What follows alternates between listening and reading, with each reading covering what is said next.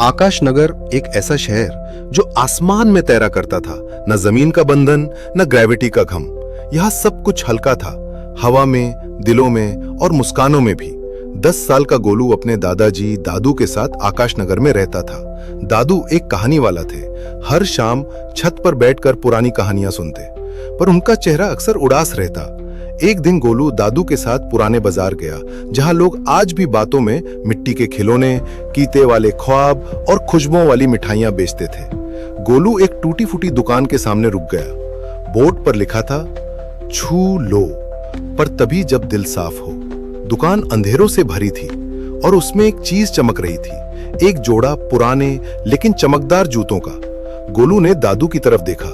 दादू, ये जूते मुझे बुला रहे हैं। दादू ने मुस्कुराकर आंखें बंद कर ली। पहन ले, अगर दिल में झूठ नहीं है। गोलू ने जूते पहने और सब कुछ बदल गया। लोगों के चेहरे चमकने लगे, लेकिन पीछे कुछ और था, एक परछाई। कुछ लोग के रूप में दर्द, कुछ के पीछे रोते हुए बच्चे और कुछ के दिल में कोई पुरानी याद जो चिल्ला रही थी।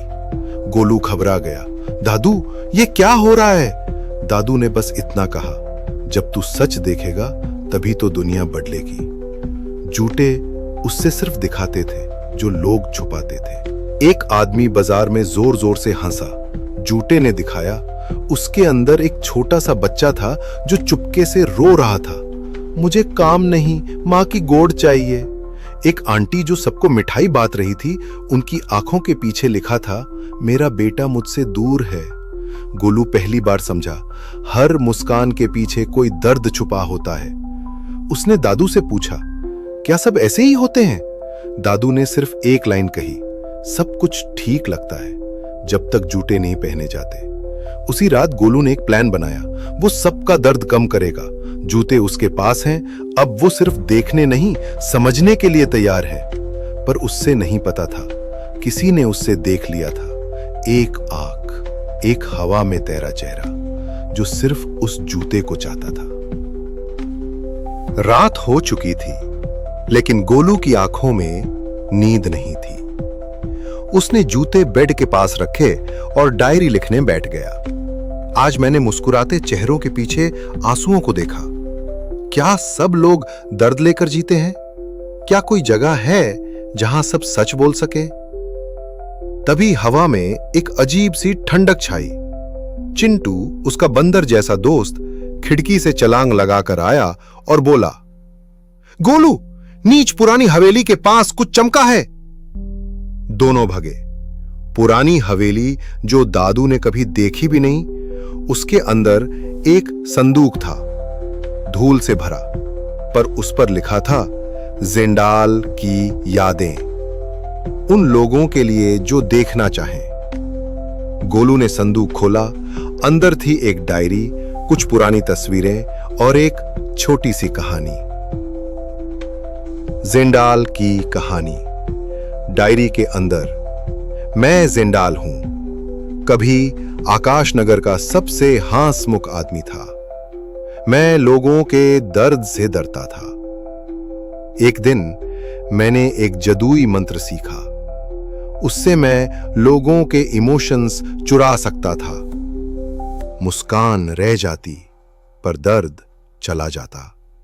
लोग मुझे देवता कहने लगे, लेकिन बिना दर्द के लोग इंसान नहीं रहे। वो भूल गए रोना, माफी, मोहब्बत। सिर्फ मुस्कुराहट का नाटक रह गया। और एक दिन मुझे सब भूल गए। मैं सिर्फ एक परछाई बन गया। गोलू डायरी पढ़ता रहा। तस्वीरों में ज़ेंडाल का चेहरा ढूंढने लगा। तभी एक तस्वीर में दादू भी दिख गए। जवान थे, पर आंखों में गुस्सा था। चिंटू ने पूछा, ये दादू कौन से राज में थे?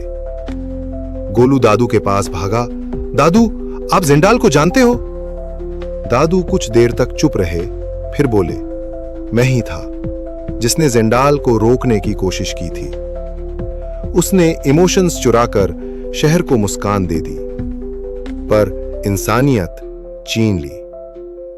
गोलू ने जूते उठाए। मैं उसे ढूंढूंगा और उससे कहूंगा कि लोग अब तैयार हैं दर्द से लड़ने के लिए। वो सिर्फ बुरा नहीं था, वो तो डरा हुआ था, है ना? दादू की आंखों में आंसू आ गए। तू ही आकाश नगर की असली रोशनी है गोलू। कहानी की गहराई बढ़ती है। गोलू डायरी लेकर आकाश नगर के सबसे पुराने मंदिर गया, जहां कहते हैं ज़ेंडाल की रूह कभी कभी हवाओं में गुनगुनाती है। मंदिर के अंदर हवा तेज हो गई, जूती चमकने लगे और सामने आई एक धुंधली सी रूप, ज़ेंडाल। तुम मुझसे डर नहीं रहे? ज़ेंडाल ने पूछा। गोलू ने कहा, आप बुराई नहीं थे, बस अकेले थे। मैं आपका दर्द सुनने आया हूं। पहली बार ज़ेंडाल की रूह रो पड़ी। हवा में एक वाइब्रेशन हुआ। आकाश नगर के लोगों के चेहरे से नकली मुस्कान गिरने लगी और असली इमोशंस जागने लगे। ज़ेंडाल ने गोलू से कहा, मैं जा रहा हूं, लेकिन ये जूते अब तुम्हारे नहीं, आकाश नगर के हैं। हर साल एक दिल से साफ बच्चा इन्हें पहनेगा और लोगों का सच समझेगा। जूते अब सफेद चमक में बदल गए। गोलू ने उन्हें मंदिर के एक तख्त पर रख दिया, पर एक छोटा सा बच्चा दूर से उन जूतों को देख रहा था। आकाश नगर में सब कुछ बदल चुका था। लोग अब मुस्कुराते भी थे, रोते भी, दर्द को छुपाने के बजाय बात करते। और उस सब के बीच गोलू ने वो जादी जूते मंदिर में छोड़ दिए थे, ताकि अगला दिल से साफ बच्चा उन्हें पहने। पर कहानी यहां खत्म नहीं होती। मंदिर में एक 7 साल की लड़की आई, पीहू, जो बचपन से ही बोल नहीं पाई थी। लोग कहते थे बेचारी कुछ बोलती ही नहीं, पर पीहू के दिल में दुनिया थी, सपने, जज्बात, राग और रंग। उसने जूते देखे और बस एक मुस्कान के साथ उन्हें पहन लिया। मंदिर के घंटे अपने आप बज उठे और पीहू ने पहली बार आवाज निकाली, मां। उसकी मां भाग कर आई, रो पड़ी। पीहू अब बोल पा रही थी, क्योंकि जूते उसकी खामोशी का सच समझ गए थे। दादू बीमार हो गए। उनका चेहरा शांत था, पर थकान भली। गोलू ने उनके पास बैठकर एक बात कही, दादू, मुझे डर लगता है, एक दिन आप चले गए तो। दादू ने हल्का सा हाथ उसके सर पर रखा। मैं कहानी बन जाऊंगा और जब तू सुनेगा तो मैं तुझ में बोल रहा हूंगा। गोलू रो पड़ा, पर पहली बार वो रोना कमजोरी नहीं लगा। उसने दादू को गले लगाया और दिल में एक नई कहानी लिखी। 1 साल बाद गोलू ने अपना छोटा सा स्टोरी हट खोला, जहां बच्चे और बड़े आकर अपनी बात कह सकते थे, जहां ना झूठ चलता था ना जबर, बस एक छोटी सी चाय, एक सच्चा सा पल और दिल की बात। उस हट के दरवाजे पर लिखा था, अगर तुम्हारा दिल हल्का है तो आओ, जूते अब तुम्हारे हैं। जादी जूते छोड़ गए थे सिर्फ एक पैर, दूसरा हमेशा किसी के लिए बचा रहता है, जो सच के साथ चलना चाहता हो। कहानी दिल छू गई हो तो एक लाइक और सब्सक्राइब का बटन जरूर दबा देना। Thanks for watching.